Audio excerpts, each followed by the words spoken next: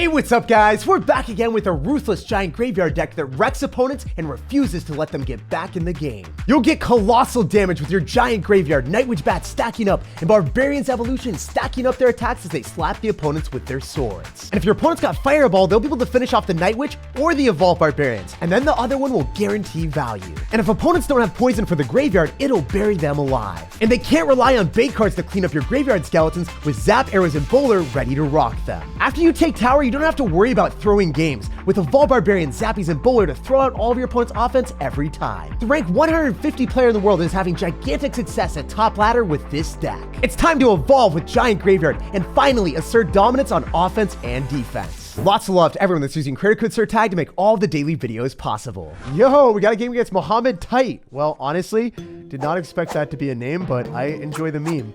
We're gonna cycle good luck and we'll see what's happening. You guys know the deal. Sometimes we cycle our emotes as well. We're gonna go just drop our Zappies in the middle. Generally, whenever we see a Mortar, it's probably gonna be Mortar bait. Unfortunately, one of the big downsides of this deck, whenever Zappies are gonna get obliterated, they die to a log plus a Mortar shot. So your opponent is always able to reliably finish that thing off if they've got log or arrows and the Mortar just gets one little tap on your stuff. You can't have your Zappies get touched is what I'm trying to say.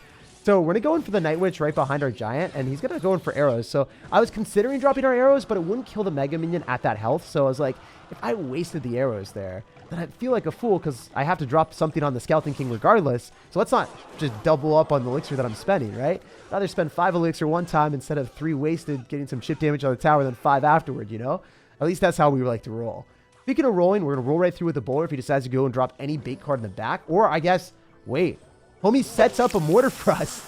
Okay, remember, Goblin Gang is something that is likely going to be cycled on top of the Bowler, or we could go for arrows on top of, like, Bats, Minion Horde. There's a lot of different things you could do. Oh, you know what? We could Graveyard here because we do have enough elixir for the arrows, and if the Bowler gets just a bit enough damage on top of the Cannon Cart, we can finish it off with arrows, right? Let's go! That was pretty smart because we were able to clap the Goblin Gang with the arrows and guarantee that we can go and kill the Cannon Cart anyway, and force out more elixir with the guaranteed arrows value, hitting the Goblin Gang, the Cannon Cart, and the tower. So overall, kind of a success story for us. And because we're up a little bit of damage here, I feel compelled to make sure that I accentuate that lead. When you're ahead, you don't want to just throw it away and just like try to finish off the game. Sometimes it's better to just get further and further ahead. I mean, it's situational based for sure, but something that I like to do is what we're seeing right now.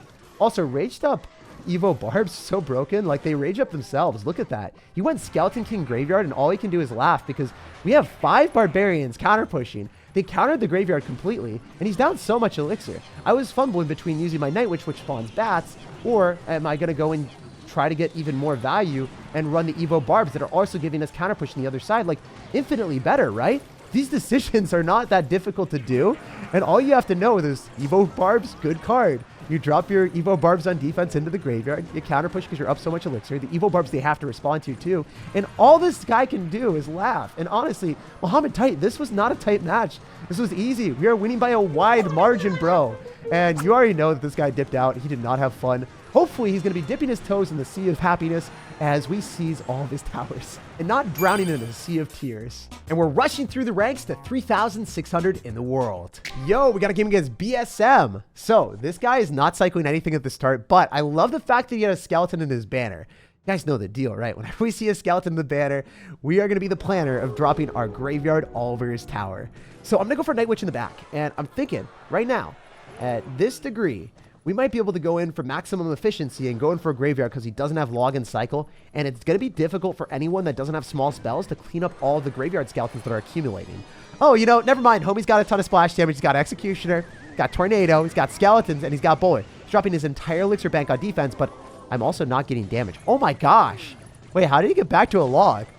Seriously, how do you have that fast of a card cycle when you legitimately have Bowler and Executioner in the same deck? Make it make sense, Clash Royale. I don't understand. Seriously, that's so funny that he ended up having this version of this deck. Anyway, we're going to go for our Barbarians surround the Bowler. Usually the Barbarians get countered by the Bowler. Oh, yeah, that's awesome. We love that. We eat that up for lunch, breakfast, and dinner, bro. It's like you're eating my Barbs. All right, I mean, we can go for a Bowler in the back, same side, and that's it, right? Like, I think, hopefully we fight on our side of the map. I don't know, though. Oh, we're not fighting on our side of the map, are we? Are we? Oh, we are! Let's go! The small interactions in Clash Royale actually make me really happy when I don't know them. I feel like if I was a pro player and I've played this game, like, I don't know, like every interaction, every single deck, it would be less fun for me. But since I switch up the decks every day, and I don't necessarily know every small, minute interaction, there's just like that element of surprise that's intrinsically super fun for this game. Anyway, we're going to be going in for our Zappies on defense. We're going to be able to kill the Executioner, and then maybe we can go for our Evolved Barbarians on defense. I mean, this is a tough matchup for anyone to play. Like, we're playing against someone that's got Bowler and Executioner, and I mean, like, come on. My Skeletons are not able to really do that much with my graveyard. And then also, like, if I go in for aggressive plays, I got to get the Bowler out of cycle, and there it is. Wait, he cycled the Bowler. Maybe we can do something with our Evolved Barbarians. Please, please let it work. Please let it work. Please let it work. We just want to kill the Executioner. Those raged up Evo Barbs on the tower might spell doom and gloom for our dude. No way. Guys, that's what I'm talking about. This is actually phenomenal. He's so frustrated. I mean, I feel like we shouldn't be preying on our opponent's downfall, but that's pretty much what we're doing here. We're going to be going in for our Barbarians here, trying to get to the Evo Barbs as quickly as we can. It's unfortunate the mini pack of one-shots regular Barbarians. If you guys didn't know, I just want to point out that interaction so everyone can get better if you guys haven't seen that before. We want to go for a Giant in front so then we can go for a Graveyard so it's a bit more sustainable. Because if he kills the tank for the Graveyard... Oh, please, walk onto the Giant. Thank goodness. Yeah, I was going to say, if he kills the tank for the Graveyard, what happens is then we're not able to necessarily get as much value. Because then he's just able to clean up the Graveyard Skeletons with like one shot. They just die. But if all of his units are focusing on the Giant, he can't even target the Graveyard Skeletons, and then he becomes our #1 target. And we take the tower, and we walk with a win, and it was a fun match. I did not expect to beat a Bowler when I've got Evo Barbs, but you can make it happen as long as you wait for your opportunities. So we've successfully arrived at 3,300 in the world. Yo, this guy had a lot of ice in his banner. Ice Wizard, he ended up having the Ice Spirit. I mean, I'm ready, bro. So he's from the Samurai clan. He's really thinking methodically through each of one of his decisions. And then he goes in for the Royal Ghost, ready to slice me up with his sword. But his sword is invisible too. I've wondered that. Aren't the ghosts themselves just supposed to be invisible? Why is the sword invisible? How is he able to do it? I want to know. Wouldn't the ghost be like holding the sword, but you could still see the sword? Clash Royale laws and regulations and rules just don't make sense sometimes. Anyway, I should go for a Graveyard here, and the reason is, if you looked at my card cycle, it's not like I'm going to use the Bowler on defense against the RG, and the Graveyard might force him to drop more Elixir, or just he'll take a ton more damage. Does the Graveyard guarantee that we take out the entire tower, actually? It does. Wow, that's insane. That's actually crazy. And I can go for our Barbarians directly on top of the RG, and then because I was cost efficient with my cards, and I didn't sporadically spam like a Zap or arrows that was really misguided and not going to give me counter push or any extra value afterward, the Evolved Barbarians are next in cycle, and then also I got like more Elixir from our dude when he went in for a Royal Ghost, and then also like extra Elixir, I think with an Electro Spirit if I remember correctly. Sometimes I look at the camera staring into your soul. I don't really see what the cards are sometimes. But that one, I think it was just great that he ended up spending more Elixir. So that's one of the methodologies that I have with this deck. Make sure that you are getting extra Elixir from your opponent and being Elixir efficient, because that's the key to success. Since you're going to be trading a lot of tower damage in situations, since you don't have a building, you can't always defend everything. So just something to keep in mind. Anyway, we're going to Giant in the middle because I want both towers to be targeting on the Giant, so then maybe the Night Witch can 3-crown him. Think about it from this perspective. All his towers are not targeting the Night Witch. The Night Witch accumulates more bats. Then his towers, after it kills the Giant, then it has to work on the Night Witch, and then it has to work on the bats, and then he has to spend even more Elixir. So pretty cool stuff. Look at the 3-crown now. It's at 1,600 health. I didn't achieve my goal of 3-crowning, but we came pretty darn close. So I can go in for Evolved Barbarians on the left-hand side. I can Graveyard. There's a lot of different things that I can do. I think I want to just go for our Evolved Barbarians on top of the RG. And then the Fly Machine is not going to give him that much value. He has to still respond to this. It's like, sure, the Fly Machine will be able to eventually kill the Evolved Barbarians, but at what cost, right? Your sanity, right? And then you have to support the Fly Machine if you want to be able to actually get anything meaningful out of it. If you just drop it by itself, the Fly Machine isn't going to do much because it can't take out a 1,500 health tower. And sometimes the best defense is a good offense, so we're keeping our opponent on the back foot, so he's spending a Fly Machine, all of his Elixir in the back, and you know he's even going to get 3-crown. That's crazy. So I really was thinking that he would have to stay passive and defend, and then we would gradually win in a 1-0 situation, but I guess we're winning 3-0 instead. That is utter dominance, and it shows the true power of this deck. When you play it correctly and you go in for offense, it has some of the best defense in the game because your opponent never gets a chance to go on offense ever. They're fully focused on defense while you're smiling and securing the win. And we found our way up to 2,400 medals at 3,000 in the world. Yo, we got a game against someone from Nova, Turkey. What's up, bro? I've never been to Turkey before. Actually, my cousin is from there. We're gonna be cycling a good luck and we'll see what's happening. So this guy's immediately gonna go in for a hog rider right out of the jump. That's what he's doing. He's going right into our barbarians and feeding us our evolution. Probably one of my favorite things in the game is whenever someone like goes and gives us an evolution cycle right out of the gate, because you know that you're intrinsically going to get value unless you try not to give value with the overpowered evolutions. And then guess what, guys? He's the gift that keeps giving. We get damage, and then we also can activate King Tower by using a bowler against this firecracker and also the Mega Knight. So all things considered, like, I think I'm in a great spot because I'm pretty confident that the firecracker is just dead, and then the Mega Knight doesn't even jump. I don't even think I needed that Night Witch because I believe that the Mega Knight would have just attacked the tower regularly, and I would have conserved more elixir, and I could have graveyarded with a giant and then zapped or arrowed away any of his bait cards, and I could have won the game. So I just want to point that out. I literally could have just won the game, but I wasted 4 elixir with the Night Witch when I shouldn't have. And it's an opportunity that I missed, but it is what it is, and we'll get better, and we won't make those mistakes in the future. And even though we made a mistake, we're still in a substantial situation where, like, I'm looking at it and I'm loving it. I'd rather not even go for a zap there because it wouldn't make much sense. I'd rather go for arrows, keep our evolved barbarians alive a little bit longer, and sustainably drain out more elixir from our opponent so his defense isn't sustainable anymore. Okay, so remember, elixir advantages with this deck is just so key, and that's what I'm trying to have happen here. So now I can go in for a giant graveyard, zap away his Inferno Dragon, or I guess I was hoping for a Skeleton Army, to be honest. But this is also fine too, just to reset the Inferno Dragon so the Giant's tanking for a little bit longer so we guarantee the tower. So right now, since he's dropping like arrows on defense there, he doesn't have much elixir to deal with like an offensive push with the Inferno Dragon. If he goes in right now, right into Barbarians, does he lose the Hog Rider? Oh, that card. Yeah, that's annoying.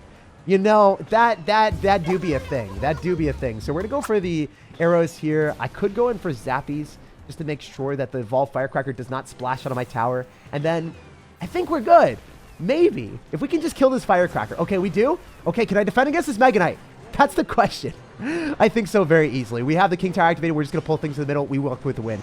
Sometimes it's sketchy. Like, you can't even cut at the end when the Evolved Firecracker is in your face. But when you kill it, then you know the game's locked up. I still find it hilarious that he was able to obtain around 2,000 damage with just the Evolved Firecracker.